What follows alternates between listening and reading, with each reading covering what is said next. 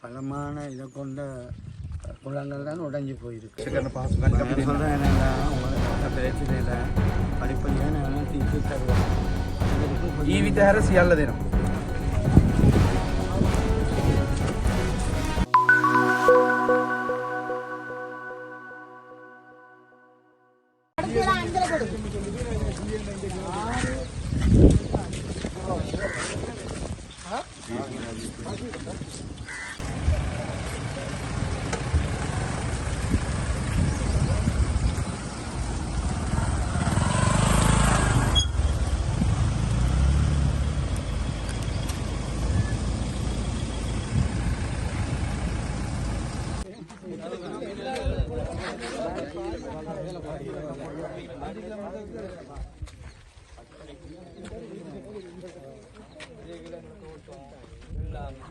எல்லாமே தொழிலே இதுல சொல்லிட்டு வர கையில லோகோவை வச்சுன்னு வர சொல்லிட்டா வாழ்வாதாரமே ஃபுல்லா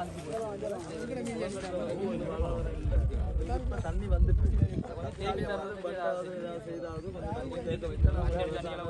விவசாயத்தை கொஞ்சமாவது காப்பாற்றி எடுக்கிறதுக்கு எங்களுக்கு தற்காலிகமா ஒரு கட்டணம் கட்டி தர எல்லாமே இருக்கு.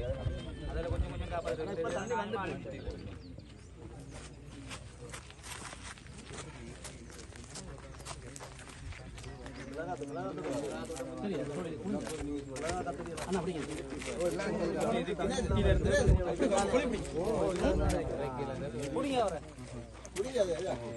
அந்த வீடியோ இருக்கு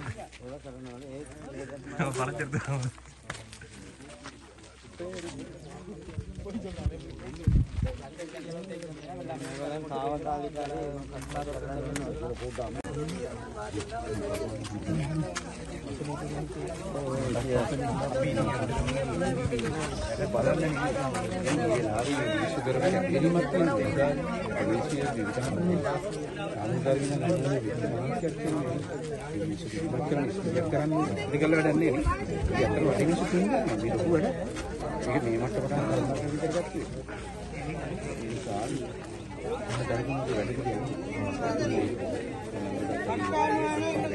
टेम्परी कर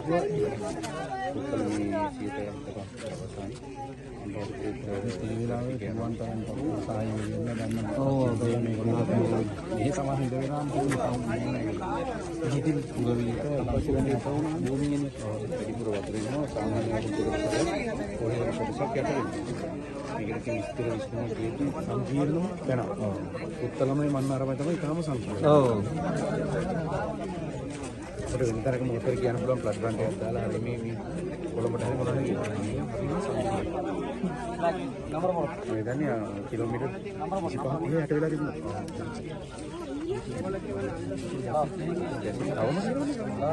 ඒ මඩු ඒරියා එකක් කිලෝමීටර් 25ක් අඩි 8කට වැඩි මඩු මාන්තේ වෙස් එතන මේ වැස්සට කොහොමත් මේක බේරන්නේ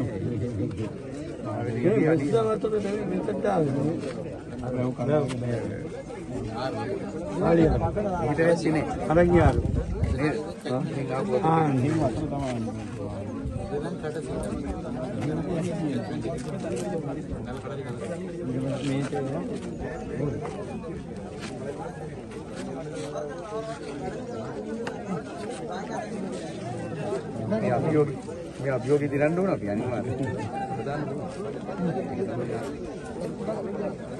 ගන්න ඕනේ යාර්ථික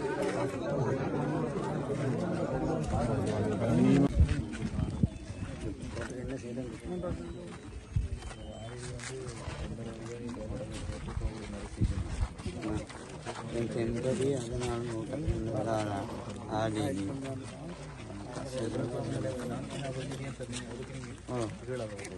அது இருக்கு காசு மில்லியன் அவ்வளோ அரசியாத்துலேயும் பென்ஷனில் தீமை சாமி செய்யணும் அப்போ அதில் செய்யலாம் ஆடி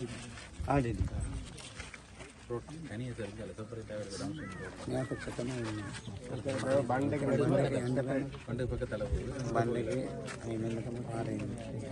ఇసుక పొంట కథలో దిగునది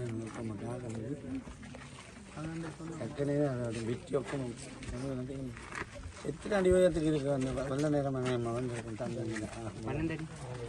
இதில் ஊருக்கு 12 அடி இதுலாமே அடிகளா ஃபஸ்ட்டு வீட்டில் கமுறிட்டு அந்த லிண்டர் மரத்துக்கு மேலே வந்துச்சு இது அந்த மேலே கஹா உடனே வாழை வச்சு සතරෙන් පස්සේ එකම ඉංග්‍රීසි අධික පාදේ වාරි පද්ධතියේ සිදු වෙලා තියෙන හානිය පිළිබඳව තමයි අපි සොයා බැලුවේ. අතරම ගතන් රටේ මෑත ඉතිහාසයේ දෙවැත්තම ගම්වතුර අවදානමට ලක් වෙච්ච රටක් අපි.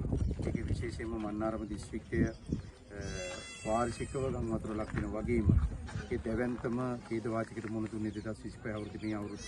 ඒ නිසා ජනතාව තවම ඉන්නේ යම් කිසි ජීවිතයකට ලක් වෙච්ච ස්වභාවයකින් ඉන්නේ. முழுமையா அழிவடைஞ்சிருக்கு පරිමාර්ග පළාත් පරිමාර්ග ගොවිජන அதாவது மாகாண நீர்ப்பாசனம் அதே போல் நிரல் அமைச்சிட நீர்ப்பாசனம் அதே போல் இது கமநல சேவைக்குரிய நீர்ப்பாசனம் வந்து முழுமையாக சேதமடைஞ்சிருக்குது. අනුරාධපුරයේ වැව් 640ක් විනාශ වෙලා තියෙනවා. அனுராதபுரம் மாவட்டத்தில் 640 குளங்கள் முழுமையாக சேதமடைஞ்சிருக்கு. ඒ කියන්නේ අවුරුදු 500 600 පැරණි වාරි පද්ධති තමයි මේ විනාශ වෙලා තියෙන්නේ. அதாவது 400-500 வருடங்களுக்கு முற்பட்ட ஒரு பலமான இதை கொண்ட குளங்கள் தான் உடைஞ்சு போயிருக்குது. ඒතර අපි දැන් මේකදී උත්සාහ කරන්නේ ඔයාලට ඉක්මනින්ම తాවකාලිකව වැව හදලා දෙන්න, බන්ට් එක හදලා දෙන්න, පාර හදලා දෙන්න තමයි අපි සැලසුම් කරන්නේ. நாங்கள் விரைவாக உங்களுக்கு உடனடியாக சில தீர்வுக்கு தற்காலிகமாக உடனடியாக சில பாதைகள் அதில் செய்த வேலை தான் இப்போ கொஞ்சம் செய்து கொண்டிருக்கிறோம். එතකොට පාර හදන්න මුදල් වෙන් වෙලා තියෙනවා. ඒක ජනවාරි පටන් ගන්නකොට ජනවාරි පටන් ගන්නේ මුදල් වර්ෂය ආරම්භ වෙන්නේ ජනවාරිනේ. ඒකට අපිට වැඩ ටික කරන්න පුළුවන්. ஜனவரியில் வேலை காசு வந்திருக்கக்கூடிய வேலை துவங்கினா அநேகமாக உங்களுக்கு அந்த பிரச்சனை இருக்காது. ඊට ඒකම අපිට පුළුවන් මේක බන්ට් එකේ වැඩ తాවකාලික පාරව කරන්න. அது வரையும் இந்த பண்டமெல்லாம்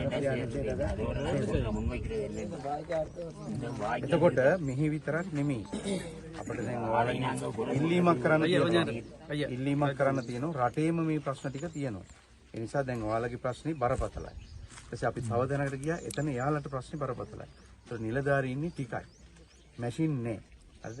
අපි රටක් විදිහට මේවට සූදානම් වෙලා හිටියේ නෑනේ. ඒ නිසා ටිකක් චූටි කාලයක් ප්‍රමාද වෙනවා. ස්ථිර විසඳුමක් දෙන්න. அதாவது சொல்கிறாங்க என்னென்னா இது இங்கே மட்டும் இங்கே உங்களுக்கு பெரிய ஒரு பாரிய பிரச்சனை, இதே போல் இன்னொரு இடத்துல அவங்களுக்கு ஒரு பெரிய பிரச்சனை, இலங்கை முழுக்க இந்த நிலை இருக்குது. ஆகவே இப்போ எங்களுக்கு அதுக்கான ஆளணி ஏற்கனவே பற்றாக்குறை இருந்தது. இப்படி ஒரு எதிர்பார்க்காத நிலையில் ஏற்கனவே ஆளணி பற்றாக்குறை, அதே போல் இயந்திரங்களோட பற்றாக்குறையும் இருக்குது. அப்போ இயந்திரங்கள் எல்லாம் இப்போ 700 இயந்திரம் இறக்குறதுக்கு செய்தால் நம்ம இன்னும் 2 மாதத்துக்குள்ள வந்துடும். ஆகவே இந்த நிரந்தரமான தீர்வுக்கு போகிறதுக்கு கொஞ்சம் காலம் செல்லும். இப்போ தற்காலிகமாக உங்களுடைய பிரச்சனையை தீர்க்கக்கூடிய தீர்வுகளை இப்போ உடனடியாக செய்யக்கூடிய சொன்ன மாதிரி மோட்டர் கிரைண்டர் போட்டு ஒழுங்கு செய்து அதுக்கு பிறகு ஜனவரிக்கு பிறகு நிரந்தரமாக பாதைக்குரிய வேலையை துவங்கும். அதை நான் உறுதிப்படுத்துகிறேன். சரிதானே? ஜனவரி துவங்கினா உங்களுக்கு அந்த அடுத்த மழைக்கிடையில் அந்த வேலையை முடிச்சிருக்கும். අපි ආණ්ඩුව විදියට පළවෙනි වර කියන්නේ පළවෙනි වටේ අපි උත්සාහ කරේ ඔයාලගේ ජීවිත රැකගන්න. இந்த அரசாங்கம் என்ற ரீதியில் முதலாவது எங்களோட கொள்கையாக இருந்தது வெள்ளத்தால் பாதிக்கப்பட்ட மக்களோட உயிரை காப்பாற்றுறது முதலாவது விஷயம். දෙවෙනි අවස්ථාවේ අපි ඔයාලගේ ජීවිත යථාවත් කරන්න. ගෙදර සෝදලා පිරිසිදු කරලා ගෙදර නතර වෙන්න. ඒ ආරක්ෂිත වටපිට හදන එක තමයි දෙවෙනි අවස්ථාවේ. இரண்டாவது செயற்திட்டமாக வந்து உங்களோட வீடாக உங்களோட இடங்களை கொண்டு விட்டு உங்களோட வீடு வாசல்களை துப்புரவு செய்து இதை வசிக்கக்கூடிய ஓரளவான ஒரு நிலைக்கு கொண்டு வரது தான் இரண்டாவது செயற்திட்டமாக இருந்தது. තුන්වෙනි අවස්ථාවේ තමයි මේ තියෙන අරුබුදයට සැලසුම් කරලා හොඳට සැලසුම් කරලා ඇස්තමේන්තු ගත කරලා අපි මේ ප්‍රශ්න ටික දීර්ඝකාලීනව විසඳ ගන්න ඕනකම තියෙනවා. அப்போ மூன்றாவது தான் வந்து உங்களுக்கு இப்போ இருக்கிற பிரச்சனைகளுக்கு ஒரு நிரந்தர தீர்வை நோக்கி சென்ற விஷயம். அது கொஞ்சம் காலம் செல்லும். படிப்படியாக தான் செய்ய வேண்டியது இருக்கும். பல வகை என்னதான் இருந்தாலும் உங்களுடைய பயிற்சியக நடவடிக்கைகளை கைவிட வேணும். ඊදාන්න බැරි නම් වීවගා කරන්න බැරි නම් කෙටි කාලින භෝගයකට හරි යන්න ඕනේ. செய்யக்கூடிய சூழல் இல்லாட்டி இடைக்கால போகங்கள் ஏதாவது பயிர்கள் ஏதாவது செய்தால் என்னென்னா ஒரு சில வேளைகளில் இன்னொரு இந்த வருஷம் தவிர இந்த வருஷம் இப்படி ஒரு பெரிய அளவு இருக்கிறபடியாக அரிசிக்கு நெல்லுக்கு தட்டுப்பாடு வரலாம். அப்போ அந்த நேரங்கள்லாம் கஷ்டமாக இருக்கும். හැමදාම ඔයාලා ගම් වතුරට යට වෙනවා නම් අපි ඒකටත් ස්ථිර විසඳුමක් දෙන්න. අපි හොයමු ඉඩමක් කියන තැනක් බලලා නැවත පදිංචි කරවන්න පුළුවන් නම් අපි ඒ සඳහා ආණ්ඩුව විදිහට කටයුතු කරන්න සූදානම්. தொடர்ச்சியாக உங்களுக்கு இந்த ஆபத்தான நிலை இருக்கிறபடியாக நிரந்தர தீர்வாக சில வேளைகளில் வேறு இடத்துல குடியேறதோ ஏதோ ஒரு வகை அப்படி ஏதாவது வகையை பற்றி நாங்கள் பிறகு அடுத்த போய் யோசிப்போம். අපි මෙතෙන්දී ස්තුතියක් කරන්න ඕන. நாங்கள் இதில் நன்றி சொல்லணும். இங்கே இருக்கிற වාරි මාර්ග පළාත් වාරි මාර්ග அதிகாரி පොලිසිය විවිධ හමුදාව ග්‍රාම නිලධාරී සමෘද්ධි රුපනිස මේ ඊඩියෝ මහත්තයා හරි නෝන හරි මේ අය ලොකු වෙහෙසක් දරුවා ඔයාලගේ ජීවිත රැක ගන්න. අපි මේලා ස්තුතියක් කරන්නත් ඒක අවස්ථාවක් කරගන්න ගැටලුවක් ආවේ නෑ නේද? அதிகாரிகளோட கிராம சபையாளர் அதுபோல் அபிவிருத்தி உத்தியோகர்கள் நீர்ப்பாசன திறக்கலாம் சமநல சேவை திறக்கலாம் அதே போல் ග්‍රාම නිලධාරීතුමා මෙයා තමයි මෙයා ගෙදරට ගියනේ 40 දෙනාම බේර ගන්නක ගෙදරට ගියනේ. බේර ගත්තන් පස්සේ තමයි ගෙදරට ගියේ. මාර ගෝල්ඩ් වෙහෙසක් ගත්තා. ඒතරම් ගරු කරන්න ඕනනේ. அவர்கள்ட்ட அந்த சேவைக்கும் நாங்கள் மதிப்பளித்து அவர்களுக்கு நன்றி கூறுவோம். ஏன்னா அவங்க இரவு பகல் பாராமல் லீவு நாளோ இதோ பார்க்காம தொடர்ச்சி ரெண்டு பேரையும் பேசுவோம். சத்தியத்தை இல்லை குடும்பம்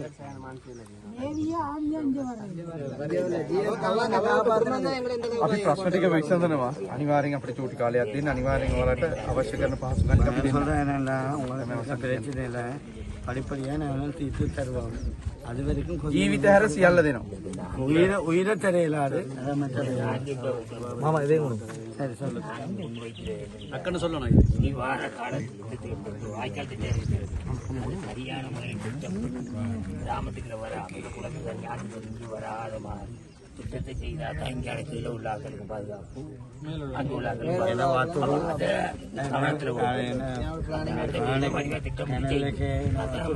මේ පිටේ ඉන්නේතිව සැලසුම් අදලා ක්‍රියාත්මක කරන්න කියලා කියනවා. එම නැතුව මොකද කරන්නයි කියලා. இப்போ அடிக்கடி இப்போ கள்ளியடிக்கு இந்த பகுதி 2 தடவை போன வருஷம் வந்து இந்த வருஷம் வந்து அப்படி அடிக்கடி ஜனத்துக்கு வெள்ளம் வந்தா நமக்கு தெரியுது இதெல்லாம் பிரச்சனை. முழுமையாக வாய்க்காலால குளம் முளைக்குதுன்னு சொன்னாங்க. குழாய்கிட்ட உள்ள ஆக்களுக்கு தண்ணி குளம் உடைச்சு இவ்வளவு மழை பெய்யுதும் பெரிய சார்.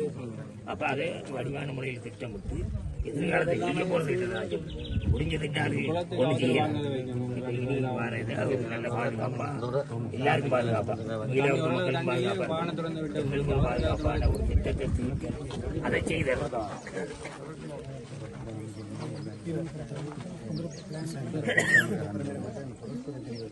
அதெல்லாம் கொடுத்துட்டோம். லிஸ்ட் எல்லாம் போட்டு கொடுத்தாச்சு.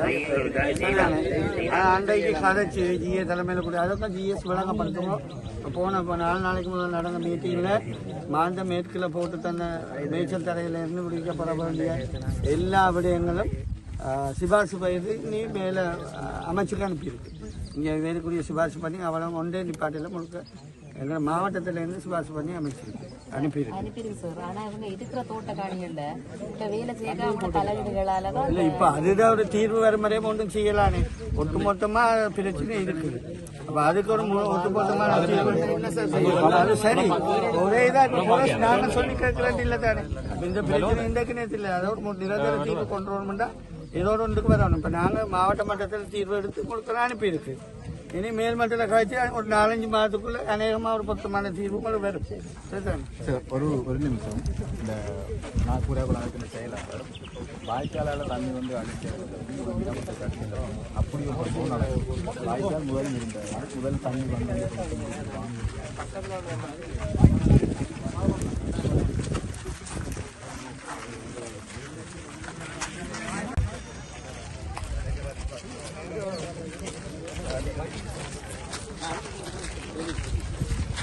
கட்டையெல்லாம் காப்பி இருக்காது.